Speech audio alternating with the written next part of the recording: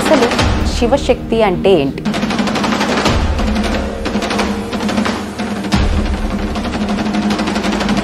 ఆ శివుడి యొక్క శక్తి రూపాలుగా అవతరించారన్నమాట. ఎలా తెలుస్తుందండి? దానికి ఒక ఏజ్ అనేది ఏమన్నా ఉంటుందా? అది జరిగినప్పుడు ఏంటంటే ఒళ్ళు అనేది బరువు అయిపోతుంది.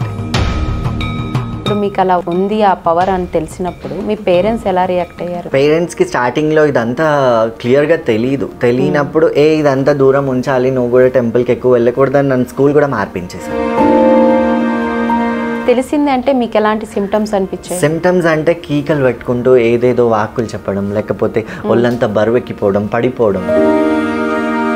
అందరూ ఏమన్నారంటే దేవుడు వస్తుంది. నేను అది అంతా అటు సంతోషపడాలా, ఇటు ఇంట్లో చెప్పుకొని ఏమన్నా చెయ్యాలా అన్న డైలమాలో ఉండే. ఇక్కడ మనుషులు ఎలాంటి వాళ్ళంటే పక్కన వాళ్ళు పూనకం శిగమోగుతున్నారంటే అమ్మ మా సంసారం ఎలా ఉంటుంది, మా కుటుంబం ఎలా ఉంటుంది అని ఎవరైనా అడుగుకుంటారు. కానీ తన ఇంట్లోనే పూనకం వస్తుంది అంటే అమ్మ బాబాయ్ మాకొద్దు అనేసి అంటారు. మనల్ని ఇబ్బంది పెట్టి వాడు భగవంతుడా? అంటే మీకు కూడా గురువు ఉంటారు అని విన్నాము. పెద్ద మనుషులు అని అంటారు కదా, పెద్దవాళ్ళు, వాళ్ళు చెప్తూ ఉంటారు. అమ్మమ్మలు నాన్నమ్మలు కానివ్వండి, వాళ్ళ నుంచి వస్తాం. అంటే కొంతమంది బోనాల టైంలో బలి కూడా ఇస్తుంటారు కదా అమ్మవారికి. వాళ్ళు నాన్ వెజ్ తింటారు, డ్రింక్ చేస్తుంటారు. ఇలాంటి పండుగలు ఏమైపోయిందంటే బోనం తీసుకెళ్లేంత వరకు శుద్ధిగా పావనిగా ఉండాలి. బోనం తర్వాత అది ఎవరిష్టం వాళ్ళు. కాకపోతే మా విషయానికి వచ్చేసరికి ఈ మధ్య బోనాలు ఎత్తుకెళ్ళినప్పుడు మా ముందర వచ్చి ఆడడం, డబ్బులు తిప్పడం, ఇలాంటివి కొన్ని ఫేస్ అవుతున్నాయి. జోగిన్లు కూడా అమ్మవారి కోసం ప్రత్యేకంగా ఉంటారు, వాళ్ళు బోనాలు తెచ్చుకుంటారు. సో ఏంటంటే తేడా? జోగినీలకి తేడా, శివశక్తులకి తేడా మెయిన్గా ఏంటంటే శివశక్తి నుంచే జోగినిగా మారాలి. కొమరవెల్లి మల్లన్న స్వామి నెల రోజుల దీక్ష పట్టుకుంటాం అన్నమాట. మల్లన్నకి పసుపు అంటే చాలా ఇష్టం. కొమరవెల్లి అనేది ఒక పుట్టినిల్లు. మల్లన్న అనేది గ్రామ దేవతలకి తమ్ముడు. నమస్తే, వెల్కమ్ టు అనంత భక్తి టీవీ. నేను మీ ప్రసన్న.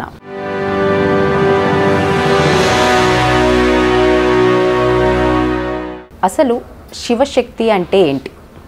శివశక్తులకు జోగినులకు ఎటువంటి డిఫరెన్సెస్ ఉంటాయి? అసలు శివశక్తులు ఎలాంటి పద్ధతులతో దేవుణ్ణి పూజిస్తారు? అలాగే మనకు బోనాలు జరిగినప్పుడు వాళ్ళు ఎత్తే బోనాల ప్రత్యేకత ఏంటి? వీటన్నిటి గురించి కూడా తెలుసుకోవాలని నాకు చాలా ఇంట్రెస్టింగ్గా అనిపించే ఇవాళ శివశక్తి విష్ణు శౌర్య గారిని ఇవాళ మన స్టూడియోకి పిలిచాం. ఆయనతో మాట్లాడి అలాగే చాలా విషయాలు కూడా తెలుసుకునే ప్రయత్నం చేద్దాం. నమస్తే విష్ణు శౌర్య గారు, ఎలా ఉన్నారు? అమ్మ దయ బాగానే ఉన్నారు, మీరు ఎలా ఉన్నారు? యా, చాలా బాగున్నానండి. Thank you so much. Thank you for the coming the studio also. మీ గురించి తెలుసుకున్నప్పుడు శివశక్తి అనేది పర్టికులర్గా వినిపించిన ఒక వర్డ్ మాకి. అవును. అసలు శివశక్తి అంటే ఏంటండి? శివశక్తి అంటే ఆ శివుడి యొక్క శక్తులు, ఈ అమ్మవార్లు గ్రామదేవతలు కానీ, ఆ శివుడి పిల్లలు ఎవరైతే ఉంటారో గ్రామదేవతలు కానివ్వండి, లేకపోతే మగదేవుడు కానీ, మల్లన్న కానివ్వండి, వీరభద్రుడు కానివ్వండి, పోతలింగన్న కానివ్వండి, పోతరాజు కానివ్వండి, ఆ శివుడి యొక్క శక్తి రూపాలుగా అవతరించారనమాట. ఆ శక్తులు గ్రామదేవతలుగా ఇట్లా మానవాళి వంటి మీదకి వస్తారు కాబట్టి వాళ్ళని శివశక్తి అని అంటూ ఉంటారు. అంటే దైవ బలం అనేది మీలో ఉంటుందంటారా? దైవ బలం, ఆ బలం అనేది, ఆ భక్తి అనేది ఒక సర్టన్ స్టేజ్ వరకు వెళ్ళిపోయినప్పుడు ఆ భక్తి పారవస్యం అనేది జరుగుతుంది. అది పూనకంగా ఒక గాలిలాగా మా మీదకి వస్తూ ఉంటుంది. వాళ్ళని శివశక్తులు అని. పూనకంగా గాలిలాగా అంటే మీలో వచ్చినప్పుడు అంటే ఏమంటారు, ఎలా తెలుస్తుందండి ఆ బలం అనేది మీకు వచ్చింది? అది ఒకవేళ దానికి ఒక ఏజ్ అనేది ఏమన్నా ఉంటుందా? ఆ ఏజ్ అంటూ ఏది ఉండదు. మనుషులు ఏంటంటే ఇప్పుడున్న జనరేషన్లో ఏజ్లో వచ్చినా వాళ్ళకు ఒక చిన్న డైలమా. చిన్న ఏజ్ వాళ్ళకి వచ్చేస్తే ఏమంటారు, అయ్యో చిన్న పిల్లలు అనేసి అంటారు. పెళ్లి ఏజ్కి వచ్చే టైంకి చదువుకునే ఏజ్లో వస్తే అయ్యో చదువుకునే వాళ్ళకి ఎందుకు, పెద్ద అయిన తర్వాత పెళ్లి ఏజ్కి వస్తే అయ్యో పెళ్లి చేసుకునే వాళ్ళకి ఎందుకు, పెళ్ళి అయిన తర్వాత వస్తే అరే సంసార సాగరంలో ఉన్న వాళ్ళకి ఎందుకు, తర్వాత పిల్లల పెళ్ళిళ్ళు ఉన్నప్పుడు పెళ్లి చేయాలా దేవుడికి చూసుకోవాలా అన్న ఒక సందేహం, తర్వాత వృద్ధులు అవుతుంటారు. ముసలి వాళ్ళు అయిన తర్వాత వస్తే ముసలి వాళ్ళు అయ్యాక దేవుడు ఎందుకు, ఇంకా ఒక దగ్గర కూర్చొని హరే రామ అనుకుంటే సరిపోదా? మనుషులకి ఏంటంటే ఏ ఏజ్లో వచ్చినా ఒక సందేహం, ఒక సంకోచం, ఒక అనుమానం ప్రతిదీ ఉంటుంది. అయ్యో ఎందుకు మాకు ఇలా జరిగింది అని.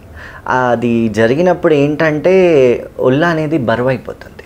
నార్మల్గా పూజలో ఉన్నప్పుడు లేకపోతే ఈ బోనాల దగ్గర ఉన్నప్పుడు పోతరాజుల విన్యాసాలు అయ్యేప్పుడు సడన్గా ఏంటంటే ఒక తెలియని వెయిట్ అనేది మేము గెయిన్ అవుతూ ఉంటాం.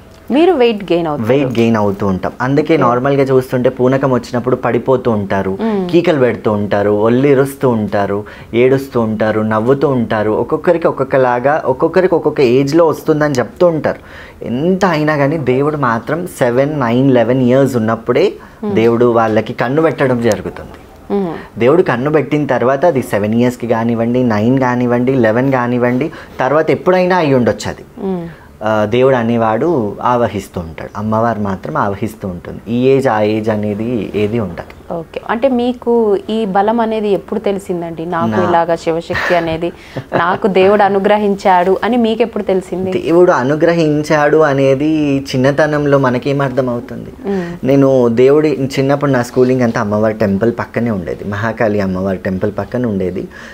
అమ్మవారిని నేను ఒక అమ్మలాగానే పూజిస్తుండే.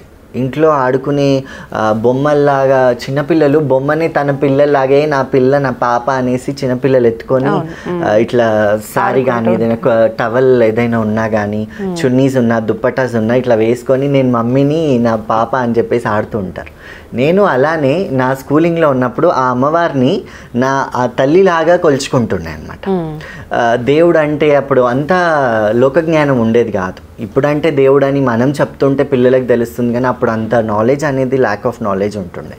ఇంకా అట్లాంటి టైంలో నాకు 7 yearsలో జరిగింది. 9 yearsలో నాకు పేరెంట్స్ వరకు కూడా కొంతవరకు వెళ్ళింది, కానీ మా పేరెంట్స్ కొంచెం దాన్ని ఆపేసి మళ్ళీ నా ఇంటర్లో మళ్ళీ స్టార్ట్ అయింది. అంటే ఇక్కడ ఒక కన్ఫ్యూజన్, ఆపడం అంటే అలా ఎలాగా? కట్లేస్తూ ఉంటారు, రాకుండా చేస్తుంటారు, కొంగు ముడ్లు వేసుకుంటారు, విరబూసుకోకుండా చుట్టూ ముడేసుకుంటారు, సిక ముడేస్తారు కదా, అలా చేస్తుంటారు. కొన్ని ఏమంటారంటే కొన్ని జాగ్రత్తలు, నిమ్మకాయ పెట్టుకుంటుంటారు, మాలాంటి వాళ్ళ దగ్గరకు వచ్చి బొట్టు పెట్టించుకుంటూ ఉంటారు. అలాంటివి చేసినప్పుడు కొంచెం ఆపగలము అన్న ఇది వాళ్ళకి. కానీ దేవుడిని ఆపగలమా? నిజానికి ఆపలేం. ఒక్కసారి కాకపోయినా ఒకసారైనా దేవుడు అనేవాడు బయటికి వస్తాడు, ఎప్పుడు రాకుండా అయితే ఉండడు కదా. ఎగ్జాక్ట్లీ. ఓకే, అంటే ఇప్పుడు మీకు అలా ఉంది ఆ పవర్ అని తెలిసినప్పుడు మీ పేరెంట్స్ ఎలా రియాక్ట్ అయ్యారు? పేరెంట్స్కి స్టార్టింగ్లో ఇదంతా క్లియర్గా తెలియనప్పుడు ఇదంతా దూరం ఉంచాలి, నువ్వు కూడా టెంపుల్కి ఎక్కువ వెళ్ళకూడదని నన్ను స్కూల్ కూడా మార్పించేశారు. ఎంత స్కూల్ మార్పించినా భక్తి ఉంటుంది కాబట్టి, అమ్మ అంటే చాలా ఇష్టం కాబట్టి వెళ్తుండే టెంపుల్కి. ఫ్రైడేస్, సండేస్, ట్యూస్డేస్ వెళ్తుండే. తర్వాత ఏం జరిగిందంటే ఇంటర్లో ఉన్నప్పుడు నాకు మళ్ళీ నా అంతలో నాకే ఫ్రెండ్స్తో టెంపుల్కి వెళ్ళినప్పుడు, ఒక దేవుడి కళ్యాణంకి వెళ్ళినప్పుడు నాకు తెలిసిన తర్వాత నేను అది పేరెంట్స్కి చెప్పుకోలేకపోయినా. తెలిసింది అంటే మీకు ఎలాంటి సిమ్టమ్స్ అనిపించాయి? సిమ్టమ్స్ అంటే కీకలు పెట్టుకుంటూ ఏదేదో వాక్కులు చెప్పడం, లేకపోతే ఒళ్ళంతా బరువెక్కిపోవడం, పడిపోవడం, ఇలాంటివి జరిగాయి. అక్కడే టెంపుల్లోనే జరిగాయి. టెంపుల్లో ఉన్న వాళ్ళు ఉంటారు కదా, అక్కడ సర్టన్ కులస్తులు అని ఉంటారు టెంపుల్ దగ్గర, లేకపోతే ఆ టెంపుల్ అథారిటీస్ వాళ్ళు కానీ, ఒగ్గు పూజారులు కానీ, వీళ్ళందరినీ కన్సల్ట్ అయ్యాను నేను. అందరూ ఏమన్నారంటే దేవుడు వస్తుంది. నేను అది అంతా అటు సంతోషపడాలా, ఇటు ఇంట్లో చెప్పుకొని ఏమన్నా చెయ్యాలా అన్న డైలమాలో ఉండే.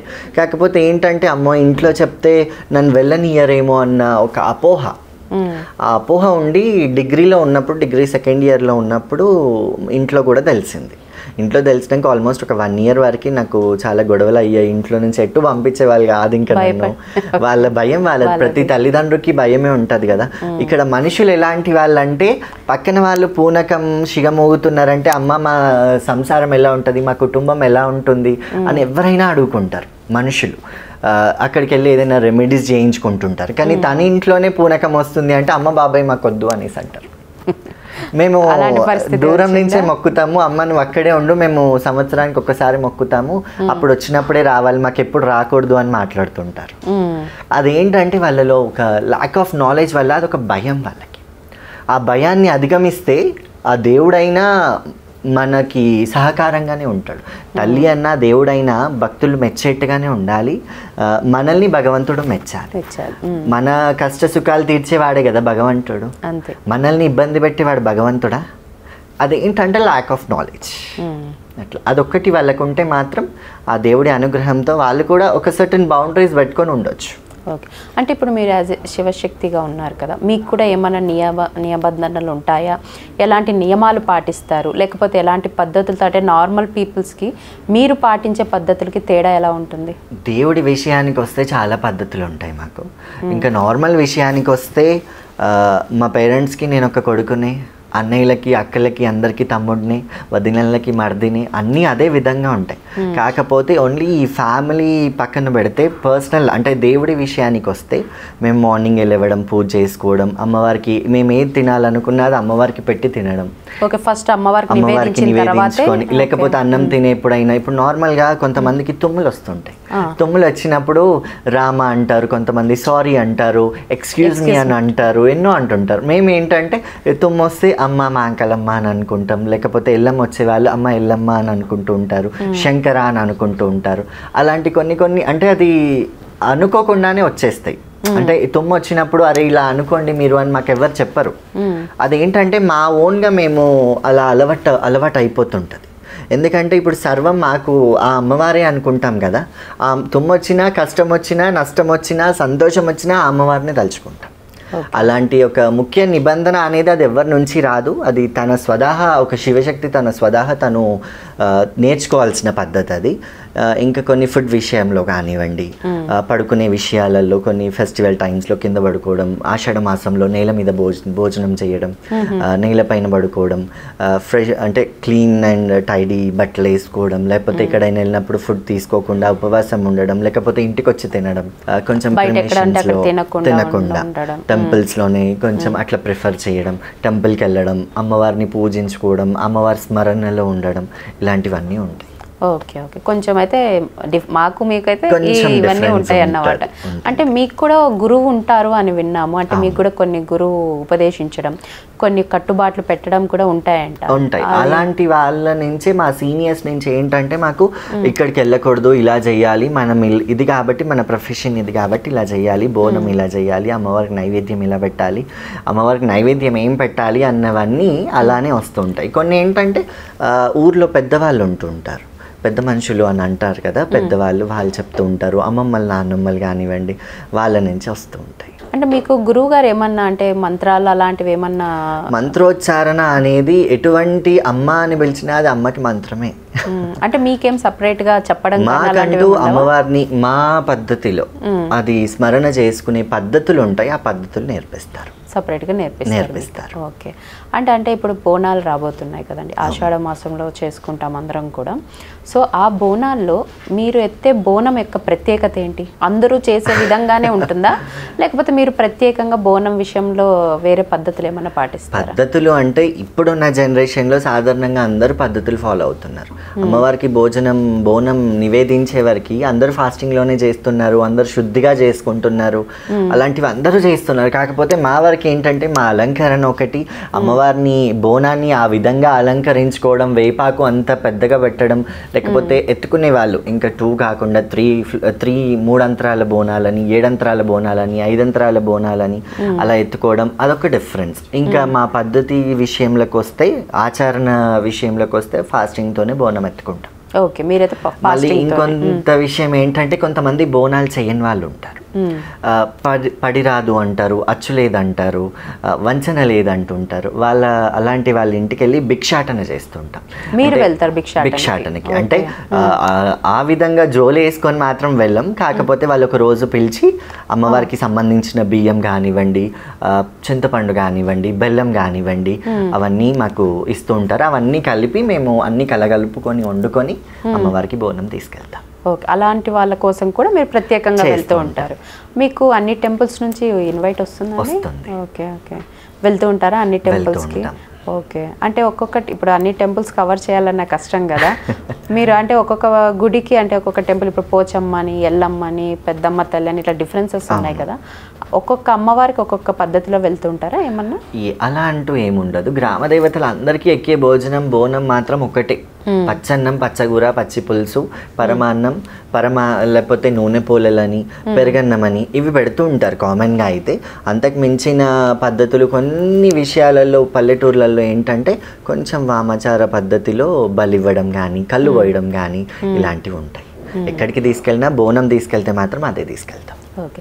అంటే కొంతమంది బోనాల టైంలో బలి కూడా ఇస్తుంటారు కదా అమ్మవారికి. వాళ్ళు నాన్ వెజ్ తింటారు, డ్రింక్ చేస్తుంటారు, వస్తూ ఉంటారు.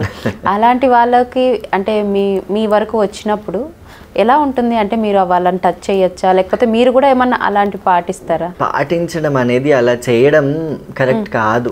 ఎందుకంటే మేము ఎంతో భక్తి శ్రద్ధలతో ఉపవాసంతో వస్తాం. బోనాల తర్వాత ఎంజాయ్ చేయడం అనేది తాగడం, తినడం, ఆట ఆడడం, లేకపోతే తీన్మార్ ఆడడం మన తెలంగాణ సంస్కృతి. బోనాలు అంటేనే ఆట పాట బోనం. ఇలాంటి పండగలు ఏమైపోయిందంటే బోనం తీసుకెళ్ళేంత వరకు శుద్ధిగా పావనిగా ఉండాలి. బోనం తర్వాత అది ఎవరిష్టం వాళ్ళు. ఎంజాయ్ చేసే వాళ్ళు ఎంజాయ్ చేస్తారు, ఆడేవాళ్ళు ఆడతారు, పాడేవాళ్ళు పాడతారు, తాగేవాడు తాగుతాడు, అన్నీ జరుగుతాయి. కాకపోతే మా విషయానికి వచ్చేసరికి ఈ మధ్య బోనాలు ఎత్తుకెళ్ళినప్పుడు మా ముందర వచ్చి ఆడడం, డబ్బులు తిప్పడం ఇలాంటివి కొన్ని ఫేస్ అవుతున్నాం. కొంచెం అదేంటంటే వాళ్ళు అదనేది తెలుసుకొని వాళ్ళంతలో వాళ్ళే ఆగిపోవాలనేది ఒక అడగడం ఎవరినైనా. కొంతమందిని డిస్టర్బ్ చేస్తూ ఉంటారు తాగేసి వచ్చి మైకంలో.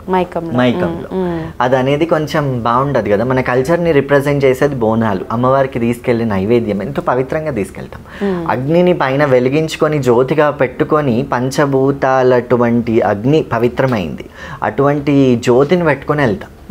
అన్నప్పుడు ఎంత పద్ధతిగా వెళ్ళాలి. అన్నీ చేంజ్ అవుతున్నాయి, ట్రెడిషనల్ డ్రెస్సెస్ వస్తున్నాయి, అన్నీ వస్తున్నాయి. కాకపోతే ఈ తాగి ఆడే విషయాలలో మాత్రం బోనాలు అయిన తర్వాత అది చేసుకుంటే బాగుంటుంది. ఓకే. అంటే మీతో పాటు పోతురాజులు కూడా వస్తూ ఉంటారు, మీ ముందు వాళ్ళే నడుచుకుంటూ వెళ్తూ ఉంటారు. అంటుంటారు కదా అమ్మవారికి తమ్ముళ్ళు వాళ్ళు పోతురాజులు అని. సో వాళ్ళతో ఎలా ఉంటుందండి? అంటే మీరు వెళ్తున్నప్పుడు కానీ వాళ్ళ డ్యాన్స్ కానీ మీకేమనిపిస్తుంది ఆ పోతురాజు? అది ఒకటి ఏంటంటే మేము కొన్ని వీడియోస్ చూస్తుంటాం, మా వీడియోస్ మేము చూసుకుంటుంటాం. ఇప్పుడు ఎట్లా అయితే ఒక అక్కకి తమ్ముడు కలిసిన, తమ్ముడికి అక్క కలిసిన రక్షాబంధన్ రోజు వాళ్ళ మొహాలలో ఒక 1000 volts బల్బ్ వెలిగిపోతుంటాం. అట్లనే అమ్మవారి విషయాల్లో కూడా అంటే మాకు పూనకాలు వచ్చిన తర్వాత పోతురాజు కూడా పూనకం వచ్చిన తర్వాత విన్యాసాలు ఆడుతుంటాడు పోతురాజు. ఇక్కడ మేము బోనాలు ఎత్తుకొని ఆడుతుంటాం, నాట్యం నృత్యం ఆడుతుంటాం. ఆ ఇద్దరు ఆడేటప్పుడు ఆ ఫేస్లో ఒక గ్లో అనేది చూసే వాళ్ళకి కూడా ఒక సంతోషంగా అనిపిస్తుంటుంది. మాతో పాటు కూడా ఆడుతూ ఉంటే, అక్క తమ్ముడు ఆడుతూ ఉంటే అదొక తెలియని చూసే వాళ్ళకి కూడా ఇంపుగా అనిపిస్తుంది. ఆ ఫీలింగ్ అనేది ఇంకా ఆ బోనంలో ఉంటుంది, అది అర్థం అవ్వదు. కాబట్టి చూసే వీడియోలో మాత్రం అరే వీళ్ళిద్దరు ఆడిరు, అక్క తమ్ముడు ఆడిరు అన్న ఒక సంతోషం అనేది ఎవరికైనా అనిపిస్తుంది. ఓకే. అంటే మీకు జోగినులు కూడా అమ్మవారి కోసం ప్రత్యేకంగా ఉంటారు, వాళ్ళు బోనాలు తెచ్చుకుంటారు. సో ఏంటంటే తేడా శివశక్తులకి జోగినీలకి తేడా, శివశక్తులకి తేడా మెయిన్గా ఏంటంటే ఏ జోగిని అయినా శివశక్తి నుంచే జోగినిగా మారాలి. ఓకే. శివశక్తి నుంచి జోగినిగా మారాలి, శివశక్తి తరువాతే జోగినిగా మారాలి. ఒకప్పుడు ఏంటంటే పాతకాలంలో పూర్వం మనకి జోగినీలను చేసేవారు. వాళ్ళకి పూనకాలు వచ్చేవి కాదు, కానీ ఇట్లా గ్రామ దేవతలకని, పోలేరమ్మలకని, పోషమ్మలకని అక్కడ టెంపుల్లో సేవ చేయడానికి దేవదాసీలుగా జోగినీలను చేసేవారు అనమాట. చేసినప్పుడు ఏంటంటే వాళ్ళకి పూనకం వచ్చేది కాదు, అమ్మవారి సేవలో ఉండేవాళ్ళు. తర్వాత పూనకం వచ్చే వాళ్ళని దేవదాసీలను చేయడం, జోగినీలను చేయడం స్టార్ట్ అయింది. ఇప్పుడు ఏమైపోయిందంటే ఎవరికి పూనకం వచ్చిన తర్వాత నెక్స్ట్ స్టేజ్ అనేది జోగినిగా మారుతూ ఉంటారు. అంటే ఆడవాళ్ళు దేవుడిని వివాహం ఆడడం అలా చేస్తుంటారు కాబట్టి వాళ్ళు జోగినీలు అవుతారు. అక్కడ డిఫరెన్స్ ఏంటంటే వాళ్ళ కట్టు బొట్టు అంతే. అంటే పూర్తిగా అటుగా దేవుడు మాత్రం ఒక్కడే, కట్టు బొట్టులోనే తేడా. వాళ్ళు ఏంటంటే శారీస్ కట్టుకొని ఉంటారు కాబట్టి అమ్మవారి రూపకంగా ఉంటారు. ఈ శివశక్తుల్లో కూడా పెళ్లి చేసుకున్న వాళ్ళు, వాళ్ళ సంసార సాగరంలో ఉన్న వాళ్ళు, కొంతమంది దేవుడికి అంకితమైన వాళ్ళు కూడా ఉన్నారు. అంటే వివాహం చేసుకోకుండా దేవుడికి అంకితమై ఉన్న వాళ్ళు ఆడవాళ్ళల్లో ఉన్నారు, మగవాళ్ళల్లో కూడా ఉన్నారు. వాళ్ళు జోగినీలు అనరు, కాకపోతే ఏంటంటే అంకితమైన వాళ్ళు. ఏ విధంగా అయితే జోగిని తన జీవితాన్ని అంకితం చేస్తుందో శివశక్తులలో కూడా అలాంటి వాళ్ళు ఉన్నారు. ఇప్పుడు జోగినిలోకి అంటే లైక్ మీరు అన్నట్టుగా దేవుడు వస్తుంటారు అంటే వాళ్ళకి కూడా వస్తుంటారు. వాళ్ళు చెప్పేది కూడా ఇలానే మీరు చెప్పినట్టు భవిష్యవాణిలో చెప్తూ ఉంటారు. అంటే వాళ్ళు చెప్పే భవిష్యవాణి కూడా చాలా మంది నమ్ముతుంటారు. ప్రపంచం అంతా ఎన్నో వరల్డ్ వైడ్ ఛానల్స్ లో కూడా మన తెలంగాణ భవిష్యవాణి ఎంతో కన్నుల పండుగగా జరిగే ప్రభుత్వాలే ఎదురు చూస్తూ ఉంటాయి. ఓకే. బట్ అక్కడ జోగిన్లు మాత్రమే చెప్పాలండి భవిష్యవాణి అనేది మీకు వెళ్ళే కొన్ని టెంపుల్స్ లో కొన్ని ఊరి పద్ధతులు ఉంటాయి, ఆ ఊరి పద్ధతుల మేరకి చేస్తుంటారు. కొన్ని ఊర్లలో ఏంటంటే మగవాళ్ళే చీర కట్టుకొని చెప్తుంటారు. కొన్ని టెంపుల్స్ లో ఏంటంటే ఆడవాళ్ళే చెప్తారు. సర్టెన్ వంశీకులు పీపుల్ అని ఉంటారు, కొంతమంది క్యాస్ట్ వాళ్ళు అనేసి ఉంటారు, వాళ్ళే చేస్తూ ఉంటారు అనమాట. అట్లా మ్యాక్సిమం మన సిటీ ఏరియాలో మాత్రం జోగినీలే చెప్తుంటారు. పల్లెటూర్లలో కొంతవరకు ఆడవాళ్ళని ఎంకరేజ్ చెయ్యరు కదా జోగినీలంగా చేయడానికి. ఇప్పుడు పాతకాలంలో ఉండేవద్ది కానీ ఇప్పుడు చేయడానికి ఇబ్బంది ఫీల్ అవుతున్నారు కదా, ఎందుకంటే ఆడవాళ్ళు ఇప్పుడు మగవాళ్ళతో సమానంగా దూసుకెళ్తున్నారు. దూసుకెళ్ళిన సందర్భాలలో ఆడపిల్ల పుట్టిందని కన్నీళ్ళు పెట్టిన రోజుల నుంచి ఆడపిల్ల పుట్టింది నాకని సంతోషపడే రోజుల వరకు వచ్చాం మనం. అందుకే కొంచెం జోగినీలు చేయడానికి పెద్దవాళ్ళు కూడా అంగీకరించట్లేదు. మగవాళ్ళకి వస్తే ఏంటంటే కొంత సమయం వరకే వస్తుంది కాబట్టి వాళ్ళని రంగం చేయించడం అలాంటి కార్యక్రమాలు చేయిస్తుంది. ఓకే ఓకే, మీరు చెప్పినట్టుగా జోగిన్లు ఇప్పుడైతే ఆ పద్ధతి చాలా వరకు తగ్గిపోయిందండి, నిర్మూలించారు. అండ్ మనకి ఇప్పుడు తెలంగాణలో ఓన్లీ అంటే బోనాలప్పుడు మాత్రమే మీకు ఇలాంటివి ఉంటాయా, లేకపోతే బోనాల తర్వాత కూడా ఇంకా ఏమన్నా మీరు ఏమంటారు చేయడం కానీ ఏమన్నా పండగలు కానీ ఏమన్నా వేరే కూడా మీకు బిజీగా ఉంటారా? ఆషాఢం శ్రావణం బోనాలు ఉంటాయి, తర్వాత గణపతి పూజలు ఎవరైనా చేసుకుంటూ ఉంటారు. తర్వాత మళ్ళీ నవరాత్రులు వస్తాయి. నవరాత్రులలో మళ్ళీ అమ్మవారి పూజలే కదా. బోనాలు చేయకపోయినా మేము నవరాత్రులు పాటిస్తాం, భక్తి శ్రద్ధలతో పూజలు చేస్తాం, కలశాలు పెట్టుకుంటాం, ఘటస్థాపన చేస్తాం, అమ్మవారిని ప్రతిష్ఠించుకుంటాం, నిమజ్జనాలు ఉంటాయి, ఇవన్నీ జరిగిపోతాం. ఓకే, అంటే సంవత్సరం అంతా బిజీగానే. తర్వాత మళ్ళీ కార్తీకం తర్వాత మల్లన్న సట్టి పట్టుకుంటాం. మల్లన్న సట్టి అంటే ఏంటంటే కొమరవెల్లి మల్లన్న స్వామి నెల రోజుల దీక్ష పట్టుకుంటాం అనమాట. ఒక మండల కాలం దీక్ష, మల్లన్న వచ్చే వాళ్ళ దీక్ష తీసుకుంటారు. నా వరకు ఏంటంటే అమ్మవారు ఆవహిస్తుంది కాబట్టి అమ్మవారి దీక్ష పట్టుకుంటాం మేము. ఆషాఢ మాసం అమావాస్య నుంచి పాటిస్తాం అన్నమాట. ఆ మల్లన్న సట్టి పట్టే వాళ్ళు ఏంటంటే బండారు పోస్తారు ఇంట్లో, పసుపు. మల్లన్నకి పసుపు అంటే చాలా ఇష్టం. ఇంకొక వృత్తాంతం జానపద గేయం ప్రకారం ఏంటంటే మనకి బండారు తెచ్చింది మల్లన్న, మక్కకెళ్ళి బండారు తెచ్చిండంట మల్లన్న అనేది ఒక నమ్మకం. మక్కా వెళ్ళి బండారు తెచ్చింది అనేది ఒక జానపద వృత్తాంతం మన తెలంగాణలో. అక్కడి నుంచి తెచ్చాడు కాబట్టి ఆయనకు బండారు ఇష్టం అంట. ఆ బండారు ఇంట్లో పోసి ఆయన ముందు అఖండ జ్యోతిని పెట్టుకొని ఉపవాసాలు, చెప్పులు వేసుకోకుండా ఉండడం, ఎవరింట్లో తినకుండా ఉండడం, ఇలాంటివన్నీ నియమాలు పాటించి కొమరవెల్లికి వెళ్ళి ఆ బండారు మల్లన్న కప్పచెప్పి ఎల్లమ్మకి బోనాలు చేసుకొని అగ్నిగుండాలు దొక్కి కొండపోషమ్మ దగ్గర యాటలు కోసుకొని బోనాలు చేసుకొని వస్తుంది. కొమరవెల్లి జాతర చాలా పెద్ద జాతర. ఇంకొక ఇక్కడ గ్రహించవలసిన ముఖ్య విషయం ఏంటంటే ప్రతి శివశక్తికి కొమరవెల్లి అనేది ఒక పుట్టినిల్లు. కొమరవెల్లి అనేది ఒక పుట్టినిల్లు. ఎందుకంటే పోతురాజు అంటాం, పోతురాజుకి నార్మల్గా సాధారణంగా బోనాలు జరుగుతాయి కానీ జాతరలు జరగవు. జాతరలు జరిగినా ఒక 1 డే అయినా ఒక హాఫ్ డే జాతరే ఉంటుంది. ఇక్కడ కొమరవెల్లి జాతర ఏంటంటే 3 నెలల జాతర ఉంటుంది. 3 నెలలు జరుగుతుంది. సంక్రాంతి మకర సంక్రమణం నిలబెడతారంటారు, పల్లెటూర్లలో జరుగుతుంది ఆనవాయితీ. ఇంకా సంక్రాంతి నిలబెడతారు. ఆ నిలబెట్టిన రోజు నుంచి సంక్రాంతి వరకు సట్టి పడుతూ ఉంటారు. సట్టి పట్టేసి సంక్రాంతి తర్వాత వచ్చే ఫస్ట్ సండే రోజు కొమరవెల్లి మల్లన్న ఫస్ట్ ఆదివారం జాతర జరుగుతుంది. సట్టి అంటే పట్టుకునే మండలి పూజ, బండారు పోయడం, దాన్ని సట్టి అంటారు. మనం పట్టుకునే పూజని దాన్ని మొత్తం ఒక పదం పెట్టుకోవాలి కదా, సట్టి పూజ అని అంటూ ఉంటారు. ఆ రోజు ఫస్ట్ వారం పూజ తర్వాత అది ఉగాది వరకు జరుగుతుంది. సంక్రాంతి నుంచి ఉగాది వరకు జరిగే అత్యంత పెద్ద జాతర, ఎన్నో రోజులు జరుపుకునే జాతర కొమరవెల్లి జాతర. అది ఏంటంటే మల్లన్న అనేది గ్రామ దేవతలకి తమ్ముడు అందరికి. ఆ తమ్ముడు కాబట్టి మళ్ళీ బండారు తెచ్చింది ఈ రోజు మేము బండారు పెట్టుకుంటాం. ఆ బండారు తెచ్చిందే మల్లన్న కాబట్టి అక్కడ వెళ్ళి మేము జాతర చేస్తాం.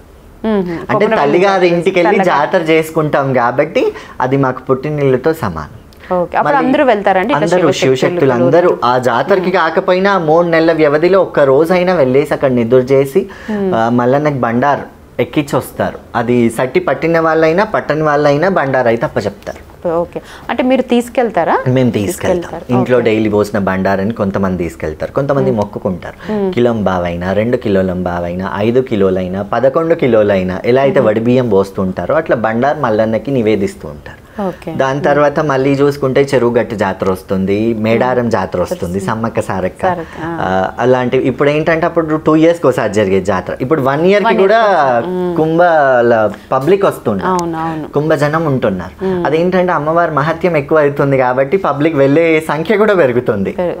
అట్లా ఉంది కాబట్టి ఎప్పుడు ఏదో తర్వాత మళ్ళీ చూసుకుంటే ఊర్లలో జరుగుతుంటాయి. ఊరి పండగలు అంటుంటారు, బొడ్రాయి పండగలు అంటుంటారు, బీరప్ప పండగ అంటుంటారు, పొలిమేర ఊరోళ్ళకి చేస్తూ ఉంటారు. ఊరడమ్మ అని, బొడ్డమ్మ అని కొన్ని అమ్మవార్లు ఉంటారు. ఊర్లో కావలి కాసే వాళ్ళు ఉంటారు, వాళ్ళ జాతరలు చేస్తుంటారు. అంటే ఎక్కువ మీరు అన్నట్టుగా ఇప్పుడు ఎక్కువ వినిపించే పదం బొడ్రాయి, బొడ్డమ్మ. అంటే ఆ అమ్మవారి యొక్క ప్రత్యేకత ఏంటంటే, అంటే ప్రతి గ్రామాల్లో ఉంటారు కదా వాళ్ళు. ఇప్పటికీ సిటీస్ లో తగ్గిపోయింది కానీ పల్లెటూరులో ఉంటుంది. అదేంటంటే ఊరి నడి బొడ్డు, నాభిశిల అంటారు, శీతలాదేవి అని కూడా అంటారు. అక్కడ ఏంటంటే పోతురాజు శీతలాదేవి ఉంటారు అనేది ఒక నమ్మకం. ఏదున్నా అక్కడే చేస్తారు. ఏ పూజ చేయాలన్నా, ఇంట్లో ఏ ఫంక్షన్ చేసుకోవాలన్నా బొడ్రాయి కాడ కొబ్బరికాయ కొట్టొచ్చినాకనే మొదలు పెట్టుకుందాం అని అంటూ శాంతి చేయాలి బొడ్రాయి అని కూడా అంటూ ఉంటారు.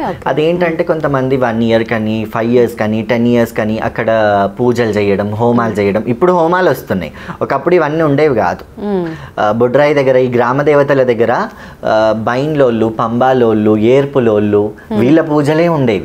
ఒగ్గు పూజార్లు వీళ్ళ పూజలే ఉండేవి. ఇప్పుడు ఏమైపోయిందంటే ఇది కాస్త ఈ కల్చర్ కాస్త ఇది కూడా కలిపేశారు అందులో. ఈ ఆగమ శాస్త్రం అని, లేకపోతే ఈ పద్ధతులు కూడా, ఈ పంతుల వ్యవహారాలు కూడా అందులో కలిపేసి హోమాలు బొడ్రాయి ప్రతిష్ఠించేప్పుడు హోమాలు చేయడం, లేకపోతే ముందు రోజు హోమాలు చేసి తెల్లారి బోనాలు చేయడం, సాకలు పోయడం, ఇలాంటివి చేస్తూ ఉన్నారు. ఇప్పుడు స్టార్ట్ అయిపోయింది. మనం చూసుకున్నా కానీ ఒకప్పుడు గ్రామ దేవతల టెంపుల్స్ లో ఉండేవాళ్ళు కాదు. ఇయర్లీ వన్స్, మంత్లీ వన్స్ వెళ్ళే వాళ్ళు, ఎవరైనా భయపడేవాళ్ళు. ఇప్పుడు ఏంటంటే డైలీ పొద్దున్న లేసి వెళ్ళిపోతున్నారు. అమ్మ నేను పోతున్నా, నన్ను మంచిగా చూసుకో, నన్ను మంచిగా రాని అని చెప్పేసి వెళ్తుంటారు. ఇప్పటికీ కొన్ని ప్రవచనాలలో పెద్ద పెద్ద వాళ్ళు ఏం చెప్తూ ఉంటారంటే, ఊరు దాటే ఇప్పుడు గ్రామ దేవతకి మొక్కేసి వెళ్ళాలి అని చెప్తూ ఉంటారు. ప్రవచనాలు వస్తూ ఉంటాయి మనకి. అది వెనకటి నుంచి ఉండి ఇప్పుడు మళ్ళీ ట్రెండింగ్ అవుతుంది. వెనకట్లో చేసేవాళ్ళు అలానే. అంటే ఇప్పుడు మేబీ రోడ్లు ఎక్స్టెన్షన్ అని అవన్నీ కూడా కొంచెం కనిపించకుండా పోతుండొచ్చు. ఎంత పోయినా కానీ అక్కడ ఒక చిన్న ఆలయం అయినా, అంత రోడ్ వైండింగ్స్ అయినా కానీ వాళ్ళైనా అక్కడ రోడ్స్ పెద్ద పెద్దవి ఇప్పుడు తగ్గించారైనా. ఒకప్పుడు కట్టేప్పుడు ఇక్కడ పొలిమేరల్లో ఒక అమ్మవారిని పెట్టడం, బ్రిడ్జెస్ కట్టేప్పుడు కట్ట కింద కానీ కట్ట మీద కానీ మైసమ్మని పెట్టుకోవడం, ఇలాంటివి చేసేవాళ్ళు. ఇప్పుడు కొంచెం తగ్గిపోయాయి అవన్నీ, కానీ ఒకప్పుడు చేసేవాళ్ళు. ఓకే. అండ్ మీకు శివశక్తి అలా అంటే ఇప్పుడు అమ్మవారి బలం వచ్చాక, అమ్మవారి ఆశీస్సులు వచ్చాక మీరు కూడా కొంతమంది సమస్యలు వింటున్నారు, సాల్వ్ చేస్తున్నారు అని కూడా తెలుస్తుంది. సో మీ దగ్గరికి వచ్చే వాళ్ళ సమస్యల గురించి మీరు మీకు ఎలాగా అనిపిస్తుంది? అమ్మవారు వచ్చి చెప్తున్నప్పుడు మీకు గుర్తుంటుందా, లేకపోతే అప్పటి వరకు మాత్రమే అనిపిస్తుంటుందా? అప్పటి వరకు అది ఏమైపోతుంది అంటే ఏదో సబ్ కాన్షియస్కి వెళ్ళిపోయామంటాం కదా, అది ఏదో తెలియని వెయిట్ మా లోపలికి వచ్చి మేము మాలోనే ఉండం, మా లోపల మేమే ఉండం.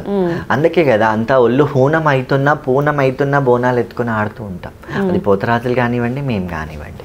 అదేంటంటే ఆ టైంలో గుర్తుంది. తర్వాత భక్తులు మాకు ఇంటరాక్ట్ అవుతుంటారు. ఇలా అమ్మవారు ఇలా చెప్పింది, ఇలా చేద్దాం అనుకుంటున్నాము, లేకపోతే ఈ రెమెడీ చెప్పింది, దీనికి ఎలా చేయాలి, లేకపోతే అమ్మవారి దగ్గర ఒక నిమ్మకాయ పెట్టి ఇవ్వండి, అమ్మవారు బొట్టు ఇవ్వండి, మేము వెళ్తున్నాం, మమ్మల్ని ఆశీర్వదించండి, ఇలా అంటూ ఉంటారు.